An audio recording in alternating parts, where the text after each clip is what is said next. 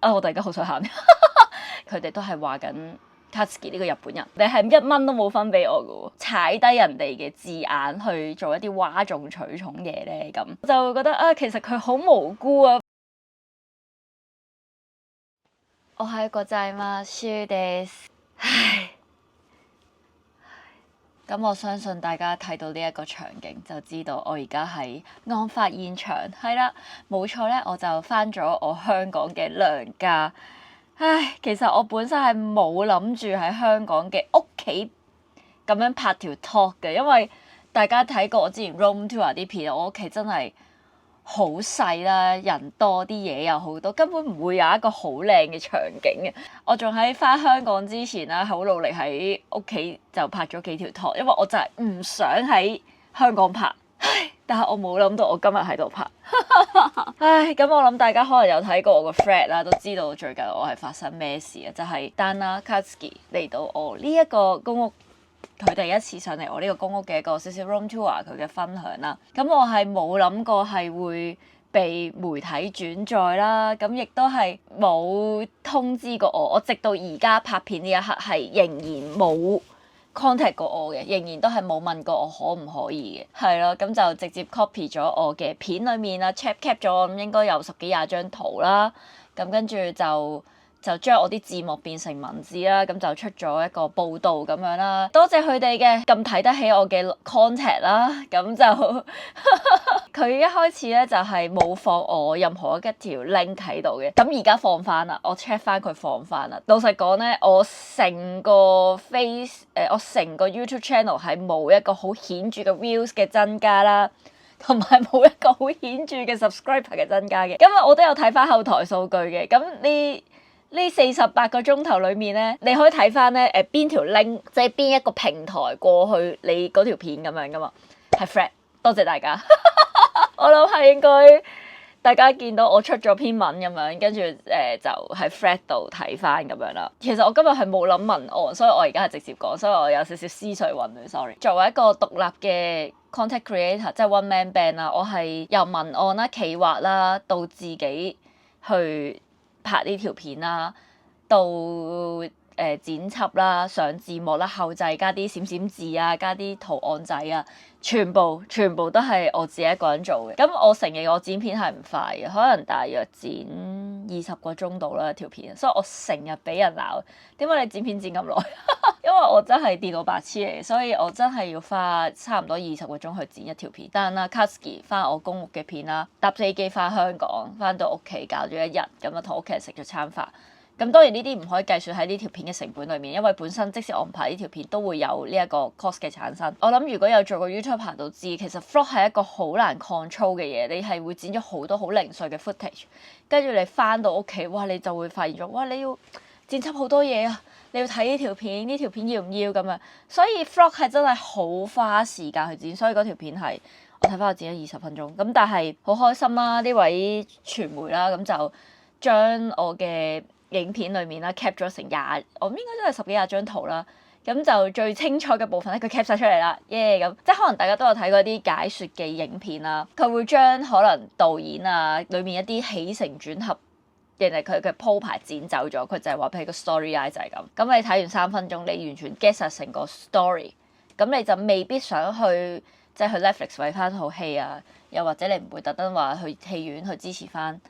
呢一個嘅電影咁樣。呢件事套落喺我度都係一樣，你將我成條影片最精彩嘅20幾個先20個先cap 出嚟，我又唔係一啲咩大明星，又或者咩名人，我睇完條港女同個日本仔咁樣睇完 OK 咁樣，咁我係完全毫無得着咯。你可能會話，我增加你知名度 ，sorry， 我真係睇翻後台數據，我唔覺得我知名度有任何嘅增加。可能有人會講話，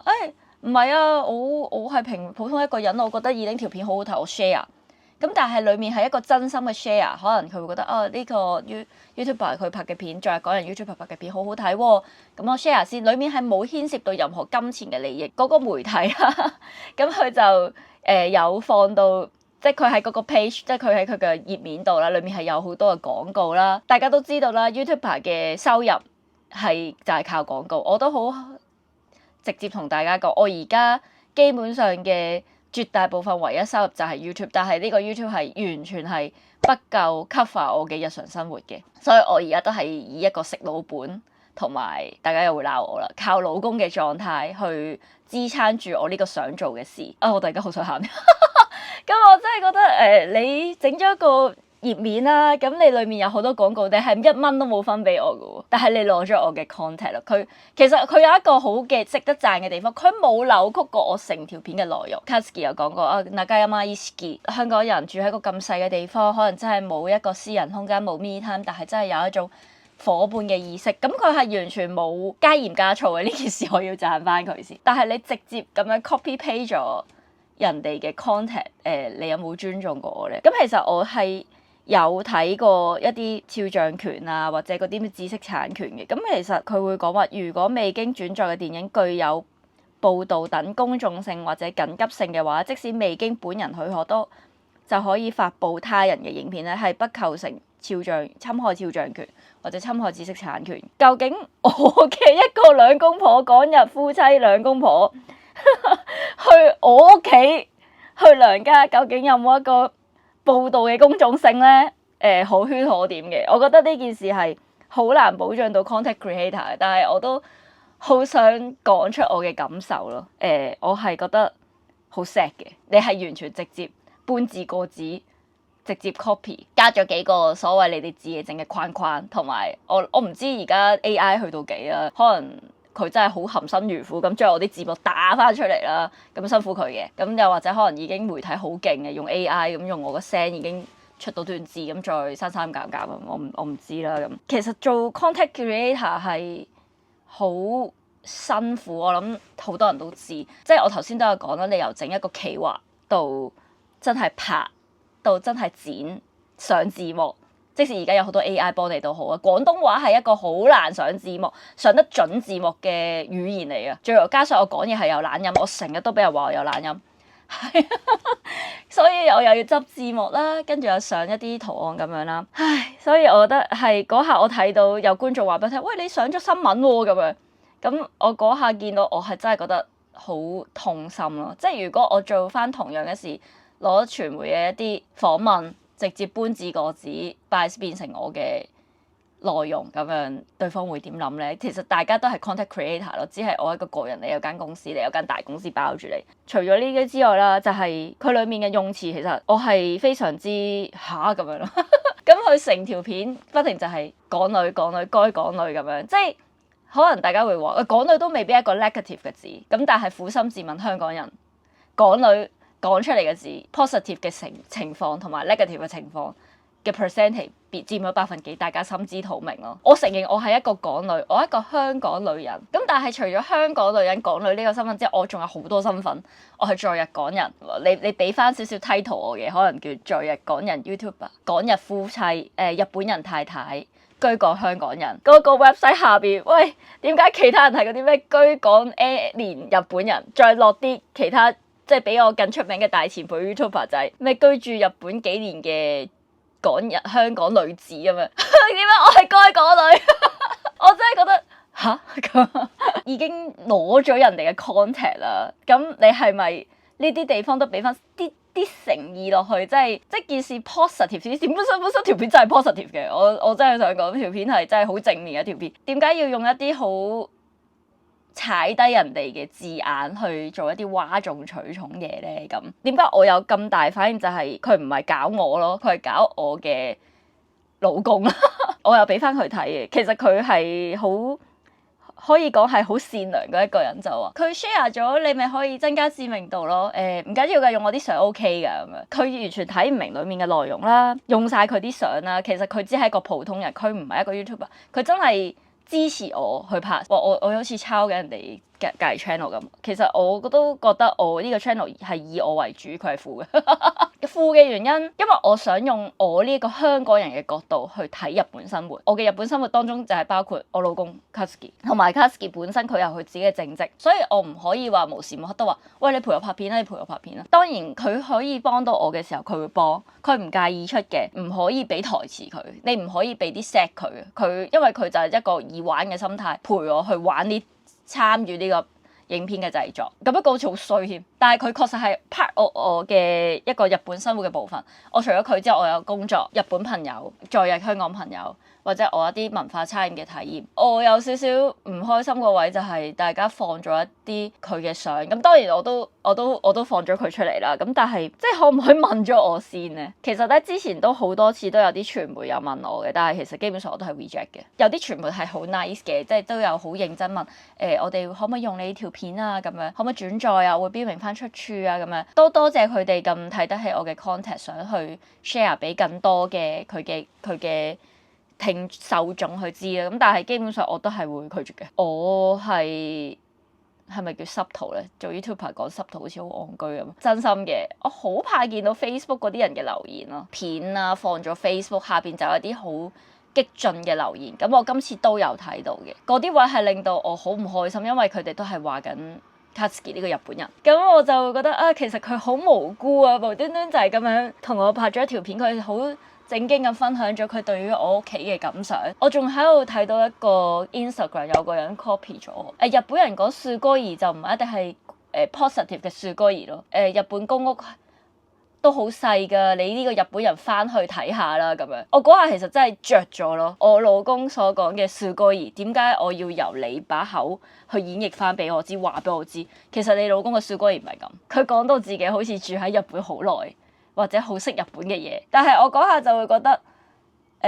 你哋冇認真睇過條片，偷咗我嘅 content， 擺咗你個 page， 你仲要對我指指點點，仲要係指點我嘅唔識講廣東話嘅老公，即係好似我係香港人，你係日本人，你日本點點點咁樣，我勁過你咁樣，咁我就覺得嚇咯，即係佢仲要咁樣講我先生，我就會覺得好，我有啲 hurt 咯。今次呢壇嘢之外，其實之前都有一啲媒體都copy 過我嘅 content， 但係嗰陣時係講緊成年前，我又比較 fresh 啦，即係唔知頭唔知道我有冇 flag 呢樣嘢去俾我出聲。嗰次就冇特別講，但係嗰次嗰個傳媒就都係冇斷章取義，但係要讚翻佢冇斷章取義嘅，即係都係將我裡面嘅內容係 cap 咗圖咁樣。咁嗰間傳媒係有放翻我條 link 落去嘅，咁但係嗰時就啱啱開始，即係上年開始認真搞 YouTube 冇幾耐，我就冇特別再去深究，咁就是但啦，過咗就算啦。我覺得係會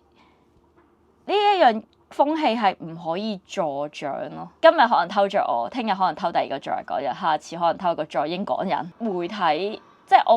唔知自己算唔算媒體 content creator 咁樣，真係好花心機去做呢啲 content， 可唔可以俾翻少少 risk， 即係啊，咁我都唔可以代表其他隊人，可能其他人好中意俾人 share， 我唔知啊。咁但係我嗰刻第一個感官係非常之唔好咯，真實咁講，非常之唔好。咁其實再之前啦，我都試過真係接受一個傳媒嘅訪問，又係講啲在日生活咁樣啦。一開始嘅 approach 都好 nice 咁樣嘅，咁但係我唔知啊，係咪我住喺日本太耐咧，即係個人變得好，即係好恭恭敬敬，好多時要講禮貌咁。最後嗰篇報道出咗街，印埋報紙啊，嗰個傳媒係冇同我講翻噶咯。我嗰下係有啲 odd 咗，我冇收錢去接受你嘅訪問，唔緊要嘅，唔好收錢，我知嘅。咁我都想 share 我自己嘅故仔俾香港嘅報紙嘅即係睇嘅人啊。你出咗街，你係咁要 send 翻條 link 吧？喂，二 link，你個報道出咗街喎，麻煩你睇睇啊咁樣。哎呀，多謝你咁樣，係咪好正確啊？定係我日本做啊？一份報紙唔係好貴咋，幾蚊㗎咋，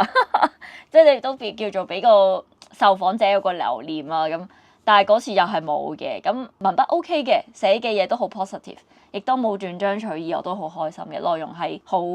即係好正確嘅。但係你連最基本嘅一聲通知都冇，我嗰下就有少少我咪俾人用完即棄咗咁樣。呢個係我一個真實嘅感覺。好似我頭先一開始咁樣講啦，影片係具有公眾性或者緊急性嘅話咧，即使未經本人許可都可以發布。咁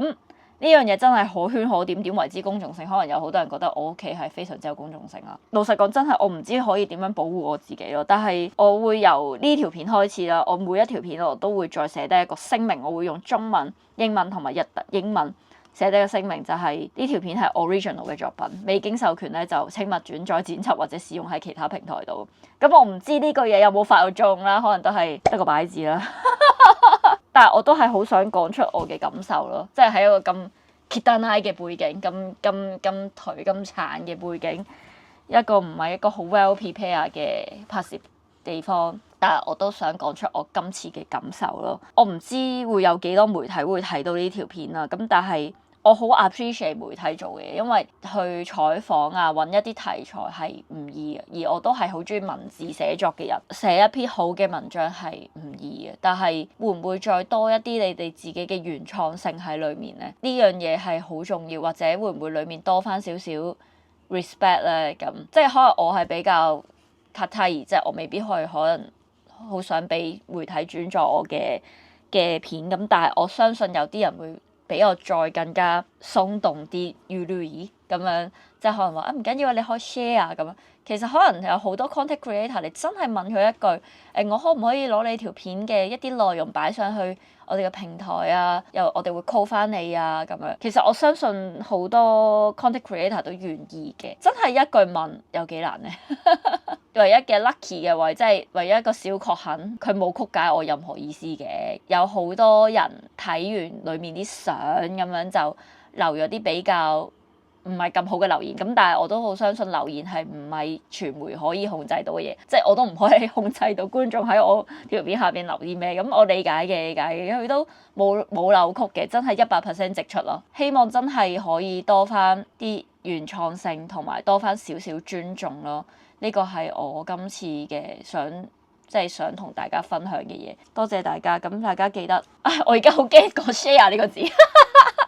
咁記得中意我條片就 subscribe 我嘅 channel 啦。如果有啲中意日本文化嘅朋友，你都可以 share 俾佢哋啦。同埋如果你哋有咩感想，都可以下面留 comment 俾我啦。希望呢1-2日都出到呢條片啦。短時間內個幾禮拜都仲喺香港嘅，咁我希望喺香港可以見到大家啦。大家可以同我打招呼啦。我而家準備出去食嘢，我食多啲香港嘢，耶！即係よろしくお願いします，拜拜。如果你鍾意我呢一條片，記得 subscribe 我嘅 channel， 俾個 like 我，同埋 share 俾朋友，仲可以打開個鐘仔，就唔會錯過我任何一條更新啦。ご視聴いただきありがとうございます。